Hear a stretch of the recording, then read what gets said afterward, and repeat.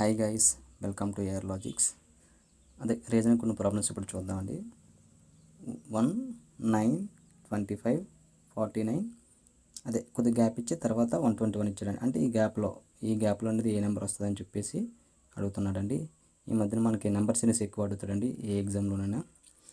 అలాగే చూడండి, ఇక్కడ 1 అంటే మనం 1 స్క్వేర్ అంటే 1 కదండి, 1 స్క్వేర్ రాసుకోవచ్చు. 1 స్క్వేర్ 1.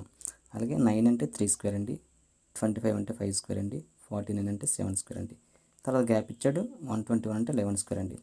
ఇక్కడ మనం చూడండి 1, 3, 5, 7 తర్వాత గ్యాప్ ఇచ్చే 11 అండి.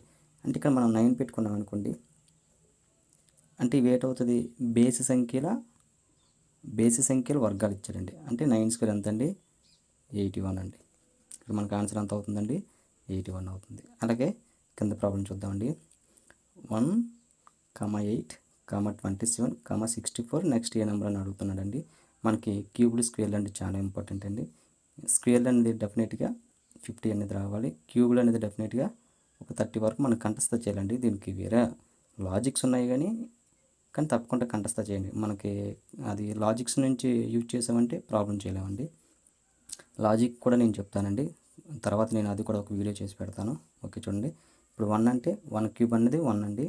తర్వాత 8 అంటే 2 క్యూబ్ అండి, 1 క్యూబ్ 2 క్యూబ్, 27 అంటే 3 క్యూబ్ అండి, 64 అంటే 4 క్యూబ్ అండి. తర్వాత 5 క్యూబ్ ఎంత అవుతుందండి, 125 అండి. క్యూబ్లు వస్తే మనం ఈజీగా చేయవచ్చండి ఇది. అలాగే తర్వాత ఇంకో ప్రాబ్లం చూద్దామండి. 2, 3, 5, 7, 11, డాష్ ఇచ్చి 17 ఇచ్చాడండి, 17 ఇచ్చాడండి. ఈ గ్యాప్లో ఎటు వస్తుందని చెప్పేసి అడుగుతున్నాడు. మనకు ప్రధాన సంఖ్యలు కూడా మనకు చాలా ఇంపార్టెంట్ అండి. ప్రధాన సంఖ్యలు అనేది నేర్చుకోవాలి. అలాగే మనకి 1 నుంచి 100 వరకు 25 ఉంటాయండి. 1 నుంచి 50 వరకు 15 ఉంటాయండి. అలాగే మనం 1000 వరకు ఎంత ఉంటాయో గుర్తుపెట్టుకోవడం కూడా చాలా ఇంపార్టెంట్. అవన్నీ కూడా మీరు గుర్తుపెట్టుకోవాలి తప్పకుండా. అవి ఏంటని కూడా వెంటనే మనకు గుర్తు రావాలి. అలాగే 2, 3, 5, 7, 11 తర్వాత ప్రధాన సంఖ్య ఏంటండి, 13 అండి.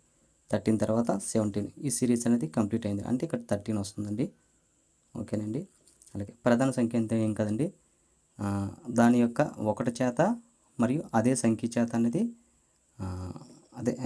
డివిజన్ అవ్వబడాలండి. మిగతా ఏ సంఖ్య డివిజన్ అవ్వబడకూడదు.